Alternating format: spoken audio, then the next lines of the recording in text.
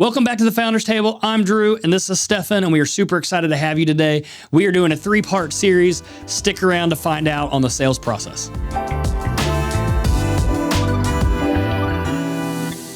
We are diving in today to a training that we're actually taking our team through. And being in the real estate industry specifically, sales is a big part of that. It's part of our role. You know, in real estate, you have multiple hats that you wear. But being a salesperson is, at its core, what we are. And so we're starting this series. It's going to talk through a few different things when it comes to prospecting, when it comes to presenting the offer, and then closing the transaction, closing the deal, whether it's a sale, whether it's having somebody commit to you, whatever that closing is. And so I'm excited. So today we're going to start with prospecting. I think that prospecting for me and for most salespeople is the most difficult one when it comes to these three things: prospecting, presenting, and closing. And I'm going to tell you why in a bit. But talk to us a little bit about what the whole overarching thing is with prospecting. To me, business owners in particular, and employees, and just the whole world, you hear, oh, salesman, and everybody goes, ooh. They cringe. And you've got, doctors, accountants, financial advisors, like certain groups are very highly respected. But then the second when you say sales, you just down the list of where people trust you. But as a business owner and a leader and a manager and somebody building and growing a brand, you have to be a salesman. And the best people it doesn't matter if they're a doctor, it doesn't matter what industry they're in, the people that always come to the top are the best ones at sales. Whether you think of it as sales or not, it's a whole different animal.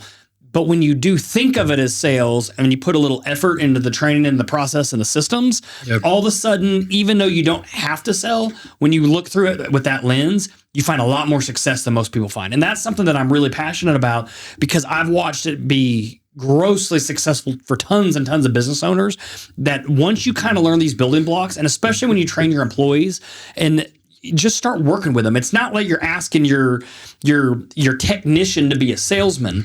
But if you put your technician through, once they know the game and they know how to do all the stuff, if you can add that polish and shine them up and say, look, I want you to learn a little bit of sales and process, they don't have to go out there to be salespeople. But once you kind of polish them a little bit in that world and you teach them what to say, teach them how to say it, you teach them how to communicate a little bit better, you give them a little bit of that stuff, and all of a sudden that employee, boom, they take another big step or two in the value and the overall ability they have to help your business, then you're getting somewhere. And that's really how a lot of people shift gears into the next step and phase of their business, is when they start working with their people. And I'm super excited to talk about that today.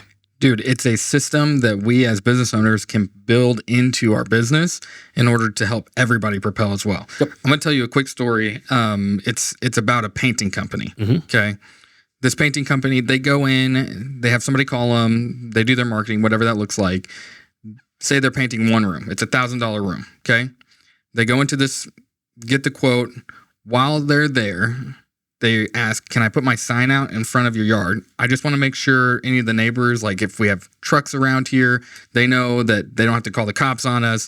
We're here just to do the job. We're moving out. The seller always says, yeah, that's fine. The sign can go out there, no big deal. While one guy is painting, doing the job, they have another guy, could be another painter. He is going and knocking on the doors around saying, hey, we just want to let you know, we got some trucks here for this job. You'll see the sign out there. This is who we are. If you see anything, need something, here's my personal number. Give me a call, and we can move the truck for you, whatever. But while I'm here, if you have thought about doing any painting jobs, then we'd be happy to do an estimate on what that could be. And since it's here, it's real easy.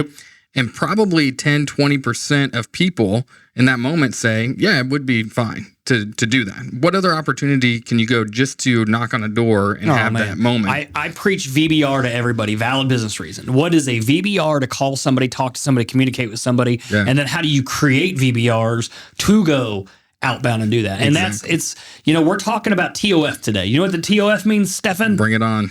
top of funnel. So it's a big funnel coming down to get clients and sales, right? So this is the top of the funnel.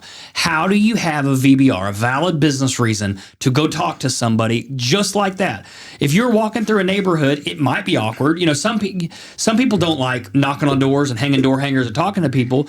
But if it's the surrounding people with that, like that's a perfect little pitch to go talk to people and give a VBR to talk to the neighbors, that it's just, here's my card. If you need me to move, let me know. We want to offer really good service, not only to our customer, but to the neighbors around them. Yeah. Oh, that's an awesome story. For us with listings and especially with open houses, we try to do a similar thing within our real estate company. Is if we're going to host an open house, we've got the signage out there on Thursday, Friday. The open house is Saturday or Sunday.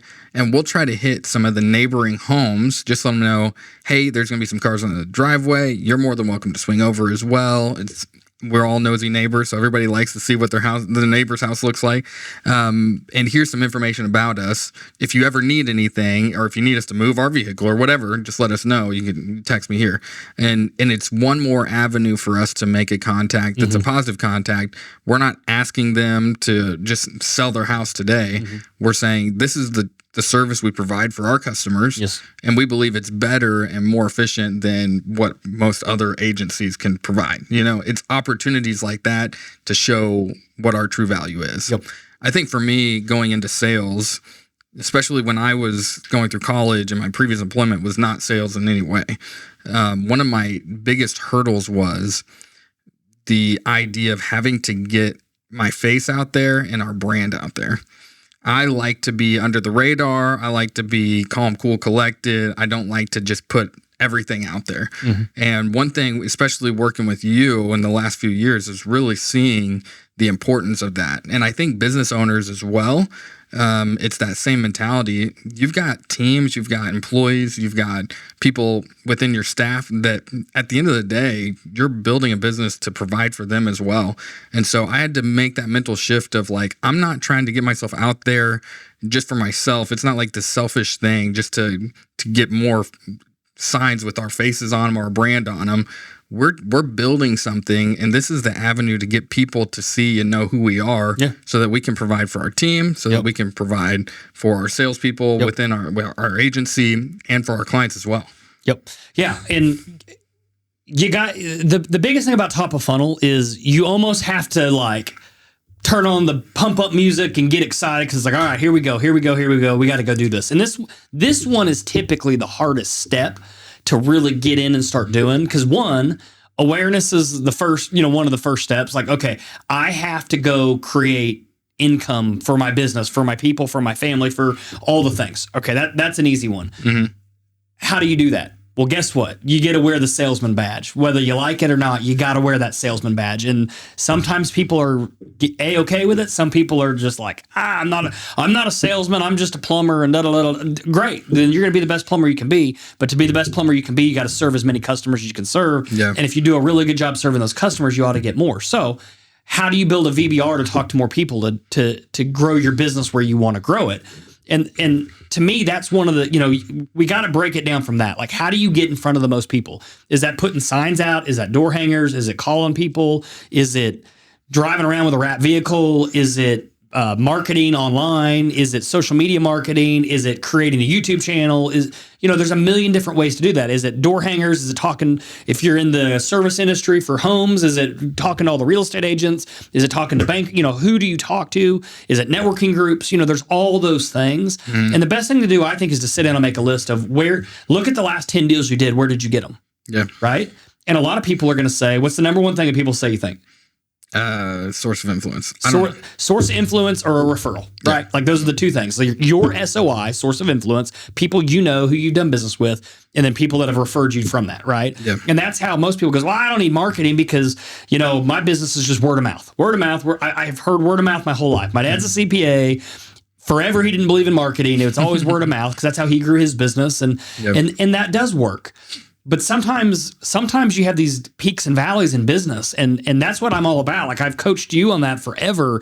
Look, real estate's real peaky and valley. Like, oh yeah, spring's wide open, and then guess what happens around Christmas time?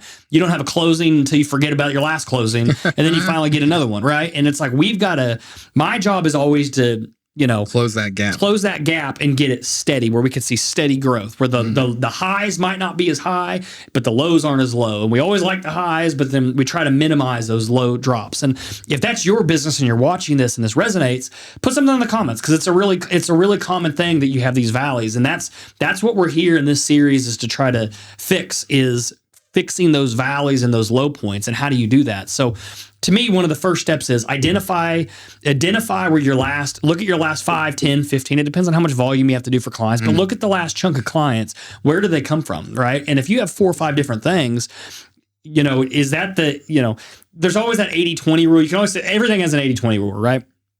Where do you get 80% of your business? If there's 3 or 4 avenues that you get 80% of your businesses, that's where I would do that. I would not say I've never got an ad on social media, but I'm going to go all in on social media. You know what I mean? Like that may not be the best strategy because it's the popular thing. Yeah. If you get if you're that painting company and all your business comes from knocking on doors, you know what I mean? Not that you can't complement that with something else, but if you really want to double down and get the biggest bang for your buck, look at where that comes from and then focus on that. Yeah, as we talk about the top of funnel, let's dive into what we're doing even as a real estate group right now, and then we can talk through expanding it to all different types of businesses. Yep. But what we found is you're absolutely right. Source of influence is that's your bread and butter, and that I think it should be that way. There should be that source of influence, the referrals that are coming in through that.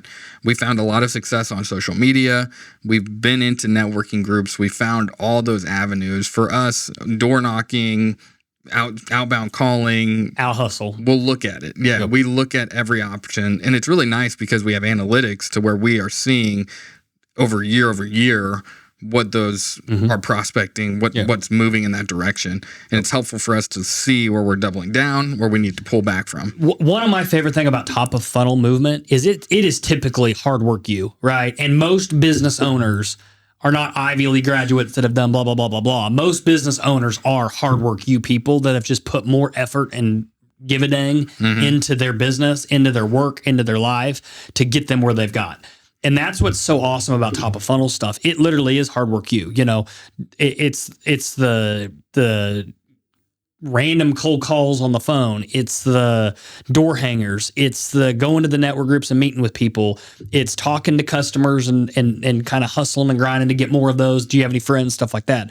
So the big thing about top of funnel that I really want to instill in people is identify your 3-5 ways you get your best clients and the most clients. So to do that, 1, identify your key avatar. If you said, this is my perfect client, how do I go? Where do you find those perfect clients? Look at your past ones. Look where you met them. Look how you got them as a client.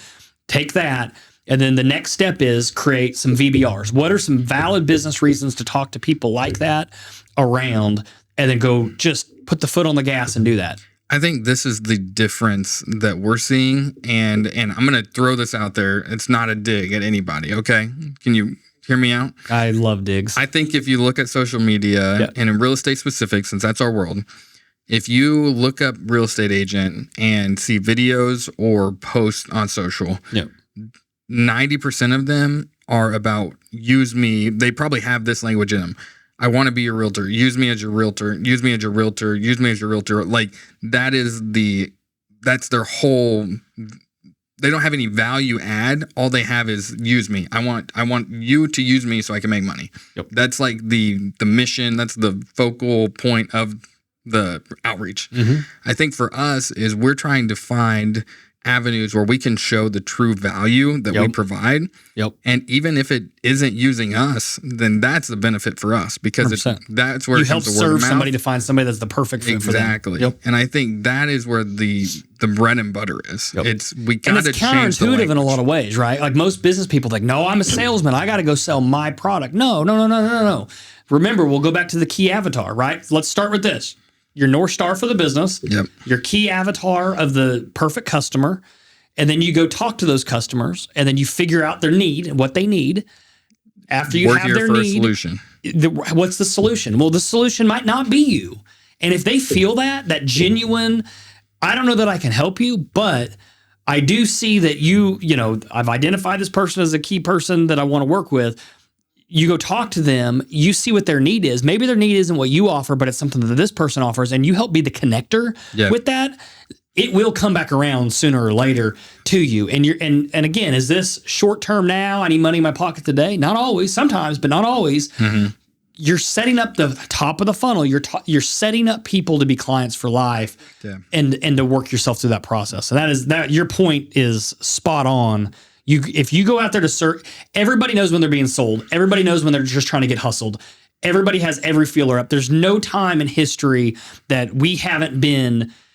You get on Facebook or Instagram for 38 seconds and you've had 15 pitches sold to you. Oh, yeah. Everybody feels when they're getting sold to. Don't do that. You don't need to do that. Yeah. If you have a VBR to talk to somebody, you can add them value to the conversation, and then you can help connect them with where that needs to go, be it you, be it somebody else.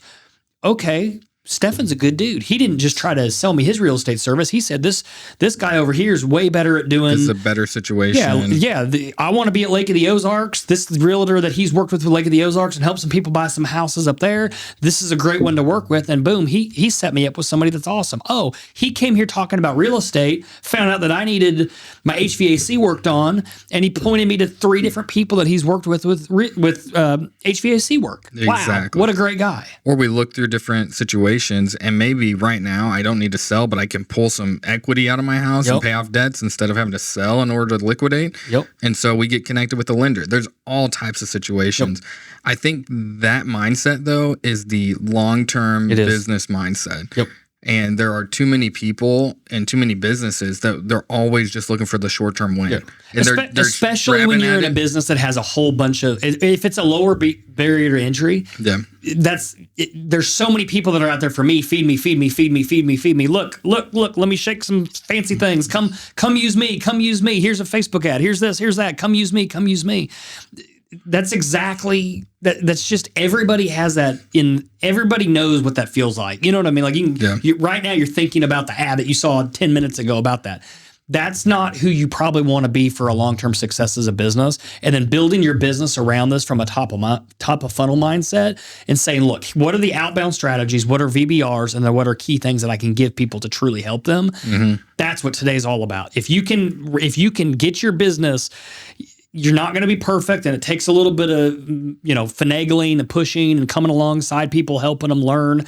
Look, we don't have to just try to make the dollar today. Let's do the right thing to make the dollar in the future. And instead of making $1 today, you're going to make $100 in the future by acting that way. 1,000%. So we've talked through prospecting when it comes to identifying your avatar. The thing that we do, this is the value add proposition, is that we find the problem and then we find the solution. When it comes to HVAC, I'll just give you an example. I tried, this is hysterical. You're supposed to maintenance your condenser, right? So at the end of the summer, I tried to pull the thing off and spray it down to maintenance my own condenser. And I realized about 2 seconds in, this is not something I need to do. I probably will mess multiple things up. And it was a problem for me because I know if I don't maintenance this thing, then over time it's going to go quicker, right? And I saw an ad. I could tell you the HVAC company. There was actually an ad that I saw, and I also got an email saying the importance of doing this, and it showed the life expectancy whenever you maintenance your HVAC compared to not. And we've been in enough situations with houses where we've seen all of it. Yeah, HVAC systems that have ran forever because they've been maintenance, and some that have quit immediately because they weren't. And so there was a problem. And they provided the solution, made it super simple for me. I signed up for something. I see them on my Ring doorbell when they come to maintenance it 3 times a year, I think. And it's something I don't have to think about. That for me was a value add because it was a problem that I had. And whether it was top of funnel, whether it was timing, I don't even know exactly. And that's how it happens. And that's what you're looking for, right? Like every day, the reason it's a funnel is because it's bigger. You should be doing that every day. You should be doing the middle section, giving pitches. That's a little bit less. You take this, you condense it down 20%. You know what I mean? That's your pitching, going and talking. That's when they came and talked to you and did the thing. I had probably gotten multiple emails from them I'd probably seen different ads, but it was the timing, but it was also their consistency to get to that point for me to pull the trigger.